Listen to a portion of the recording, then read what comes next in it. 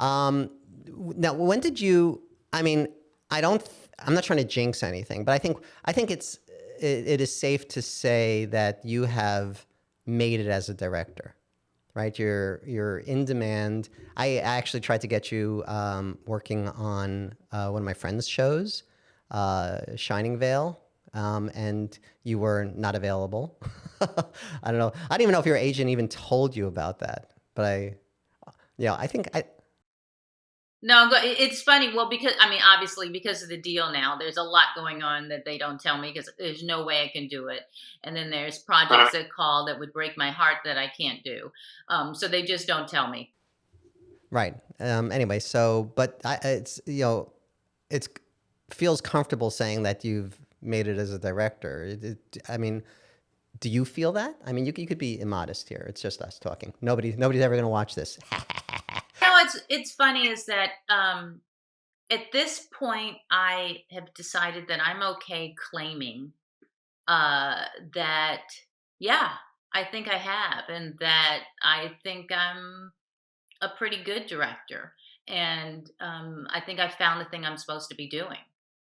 I say that maybe 30 years of acting was really to prepare me for what I'm doing now. I didn't go to a university for it, but I definitely, I learned on the job. And I think it's a good way. TV is different, and you can go to a university, and then once you're on a real set, it's a whole new ball game.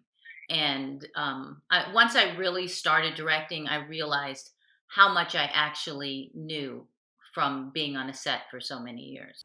Right. Well, I remember when you directed an episode of Stitchers, and you were like wildly prepared.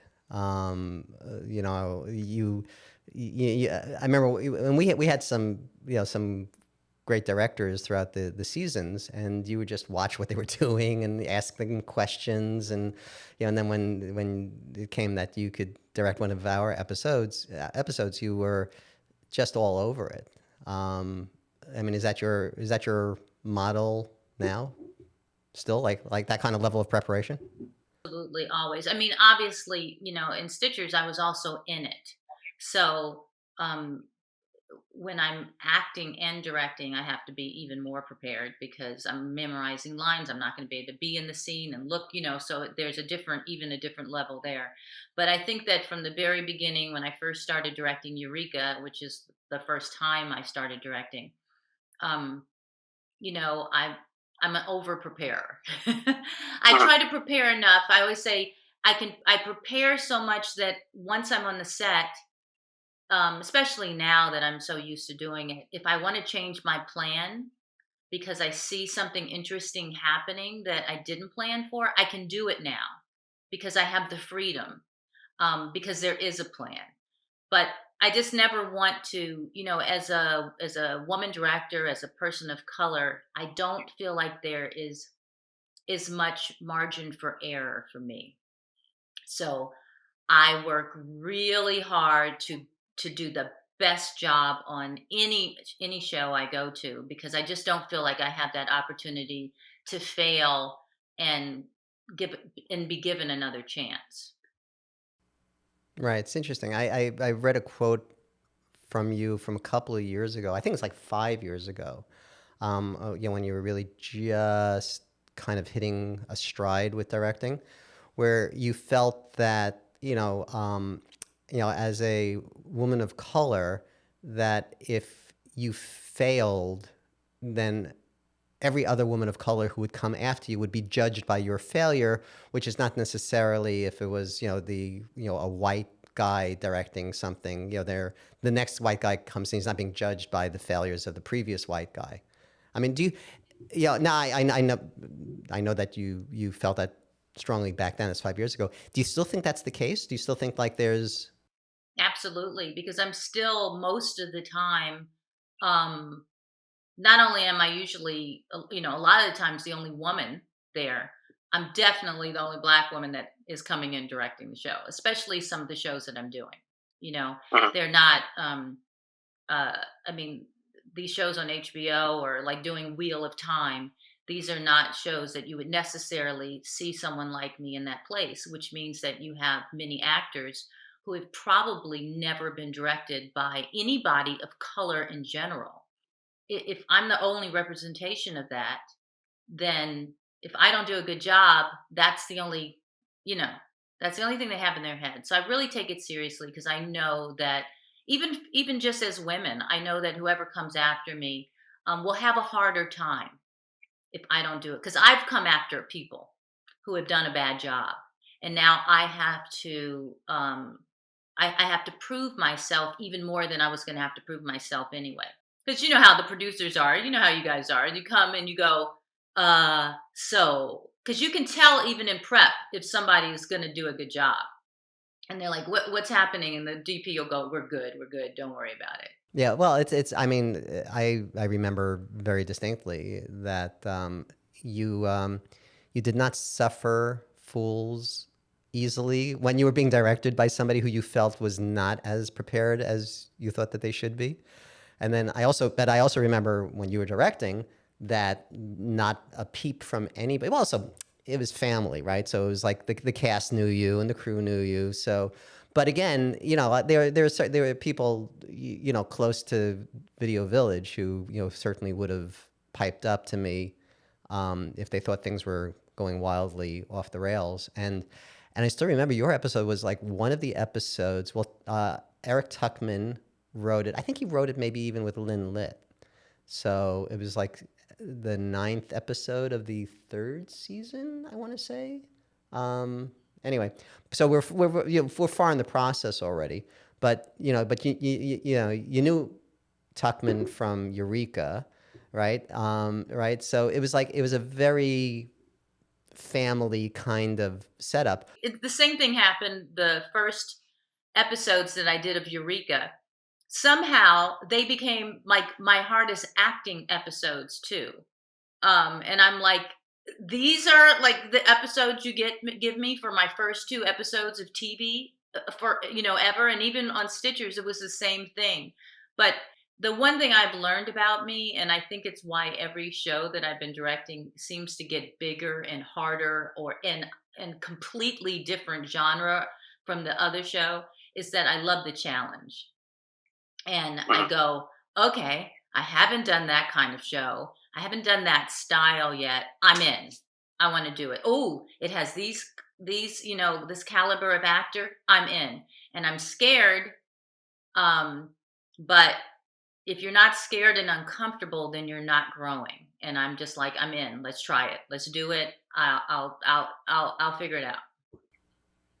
Yeah, but you don't come off as scared. I mean, there were no red flags like, oh, Sally's really nervous today.